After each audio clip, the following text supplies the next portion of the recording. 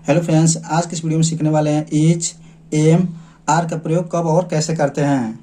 Is M R का प्रयोग करने से पहले हम इनके मतलब को समझ लेते हैं। इज का मतलब होता है, एम का मतलब होता है हूँ, आर का मतलब होता है या फिर हो। इन दोनों के लिए आर का यूज करते हैं। आगे एग्जाम्पल्स के माध्यम से अच्छी तरह समझने की कोशिश करेंगे। इज एम आर के यूज करने से पहले कुछ रूल है जिनको समझ लेते हैं। यहाँ पे देख सकते हैं जितने भी थर्ड पर्सन सिंगुलर सब्जेक्ट हैं उनके साथ हम इज का यूज करते हैं। जैसे ही, सी, इट और कोई नाम, उनके लिए हम इज का यूज करते हैं। और आई के लिए हम एम का यूज करते हैं। यू, वी, दे, दीज या दोज, इन सभी के साथ हम आर का यूज करते हैं। तो चलिए सबसे पहले हम अफर्मेटिव सेंटेंसेस के माध्यम से समझते हैं। अफर्मेटिव सेंटेंसेस के लिए रूल हो जाता है, सबसे पहले हम सब्जेक्ट लिखते हैं, उसके बाद हेल्पिंग वर्ब लिखते हैं, उसके बाद ऑब्जेक्ट। जैसे वह एक लड़का है, वह एक लड़का है, तो इसको इंग्लिश में बोलेंगे he is a boy, he is a boy. He के साथ हम इज का यूज करते हैं। अभी आपने सीखा है जितने भी थर्ड पर्सन सिंगुलर सब्जेक्ट होते हैं उनके साथ हम इज का यूज करते हैं। अगला सेंटेंस है वह भूखी है, वह भूखी है, तो इसका इंग्लिश हो जाता है she is hungry, she is hungry. यहाँ पे आप देख सकते हैं सी के साथ इज का यूज किया गया है, जो कि सी भी एक थर्ड पर्सन सिंगुलर सब्जेक्ट है। और हंग्री का मतलब होता है भूखा या फिर भूखी। अगला सेंटेंस है तुम गंदे हो, तुम गंदे हो, तो इसको इंग्लिश में बोलेंगे you are dirty, you are dirty. Dirty का मतलब होता है गंदा। यहाँ पे आप देख सकते हैं यू के साथ हम आर का यूज किए हैं, क्योंकि जितने भी सेकंड पर्सन प्लूरल सब्जेक्ट होते हैं सभी के साथ आर का यूज किया जाता है। अगला सेंटेंस है वे मित्र हैं, वे मित्र हैं, तो इसका इंग्लिश हो जाता है they are friends, they are friends. अगला सेंटेंस है मैं प्यासा हूँ, मैं प्यासा हूँ, तो इसको इंग्लिश में बोलेंगे I am thirsty, I am thirsty, यानी मैं प्यासा हूँ। थर्स्टी मतलब होता है प्यासा। आप यहाँ पे देख सकते हैं आई के साथ हम एम का यूज किए हैं, क्योंकि आई के साथ एम का यूज करते हैं। अगला सेंटेंस है हम एक किसान हैं, हम एक किसान हैं, तो इसको इंग्लिश में बोलेंगे we are a farmer, we are a farmer, यानी हम एक किसान हैं। तो अभी तक आप जितने भी सेंटेंसेस को कवर किए हैं सभी अफर्मेटिव सेंटेंसेस हैं। अब चलिए निगेटिव सेंटेंसेस को बनाने की कोशिश करते हैं।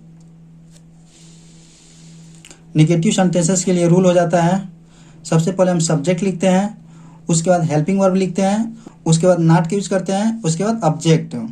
यानी निगेटिव सेंटेंसेस को बनाते समय हेल्पिंग वर्ब के बाद नॉट का यूज किया जाता है।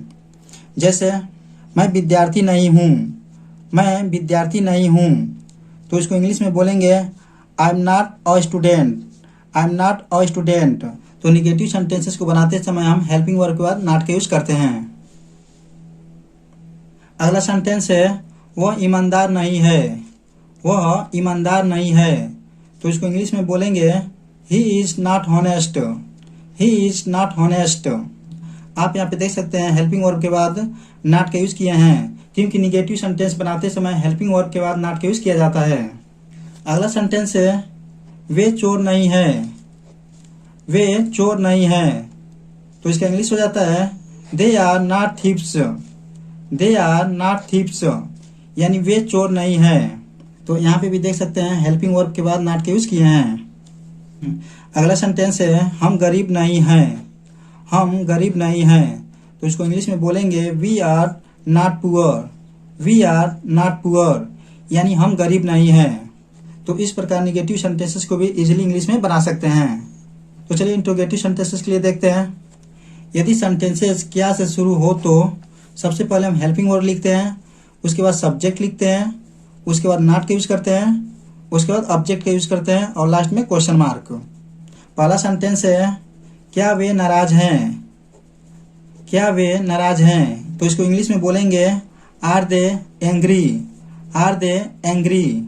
यहाँ पे देख सकते हैं सेंटेंस क्या से शुरू हुआ है, तो इसके लिए सबसे पहले हम हेल्पिंग वर्ब लिखे हैं और हेल्पिंग वर्ब सब्जेक्ट के अनुसार लिखते हैं। तो यहाँ पे देख सकते हैं सब्जेक्ट दे है और दे के साथ हम आर का यूज करते हैं, तो इसलिए सबसे पहले आर लिखेंगे, उसके बाद सब्जेक्ट लिखेंगे, उसके बाद ऑब्जेक्ट लिखेंगे और लास्ट में क्वेश्चन मार्क।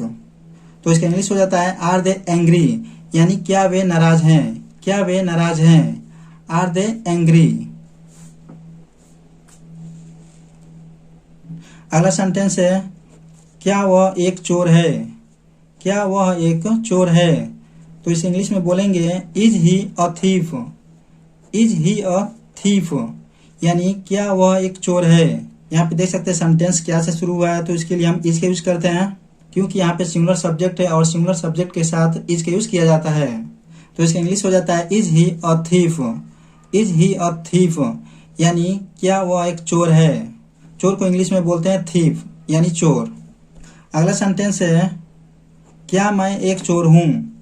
क्या मैं एक चोर हूँ, तो इसे इंग्लिश में बोलेंगे am I a thief. Am I a thief, यानी क्या मैं एक चोर हूँ। यहाँ पे देख सकते हैं क्या के लिए एम का यूज किया है, क्योंकि आई के साथ एम का यूज किया जाता है। तो इस प्रकार क्या से शुरू होने वाले सेंटेंसेस को आप इजीली इंग्लिश में बना सकते हैं। तो चलिए इंट्रोगेटिव सेंटेंसेस के दूसरे नियम को समझते हैं।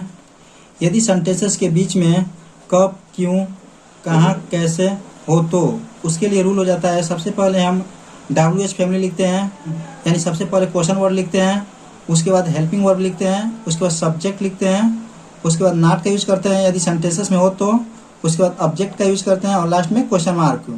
जैसे मैं कौन हूँ, इस सेंटेंस में आप यहाँ पे देख सकते हैं कौन, जो कि एक क्वेश्चन वर्ड है। तो सबसे पहले कौन का अंग्रेजी लिखते हैं हु, उसके बाद हेल्पिंग वर्ब का यूज करते हैं अकॉर्डिंग टू सब्जेक्ट। तो यहाँ पे सब्जेक्ट आई है, तो इसलिए हम यहाँ पे हेल्पिंग वर्ब एम का यूज करते हैं और लास्ट में क्वेश्चन मार्क। तो इसका इंग्लिश हो जाता है who am I. Who am I, यानी मैं कौन हूँ। चलिए और भी एग्जाम्पल समझते हैं। अगला सेंटेंस है वह गरीब क्यों है। वह गरीब क्यों है, तो इसका इंग्लिश हो जाता है why is he poor. Why is he poor. इस सेंटेंस में आप देख सकते हैं क्यों, जो कि एक क्वेश्चन वर्ड है, इसलिए क्यों का इंग्लिश सबसे पहले लिखते हैं, उसके बाद हेल्पिंग वर्ब लिखते हैं, उसके बाद सब्जेक्ट लिखते हैं और लास्ट में ऑब्जेक्ट। तो इस प्रकार इस तरह के सेंटेंसेस को इजीली इंग्लिश में बना सकते हैं। अगला सेंटेंस है वह कहाँ है।